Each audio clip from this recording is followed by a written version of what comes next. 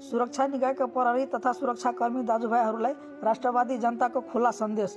तपाईहरू राष्ट्र सेवक हो, जनताको कर पसिना र आशबाट पालिएको छौ, तर आज तपाईहरूको धर्म सङ्कटमा छ। तपाईहरू जनताको साथमा उभिनु हुनुहुन्छ कि तिनै हत्यारा भ्रष्ट राष्ट्रघाती नेताहरूको ढाल बन्नुहुन्छ?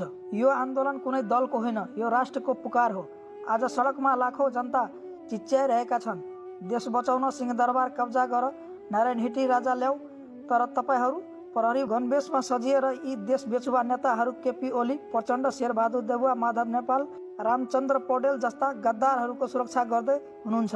तपाईहरू पनि ती गद्दारहरूको सूचीमा पर्नुहुन्छ। अब निर्णय तपाईहरूकै हातमा छ, राष्ट्रको रक्षक बन्ने कि भ्रष्ट व्यवस्था र राष्ट्रघाती नेताहरूका पञ्च बन्ने।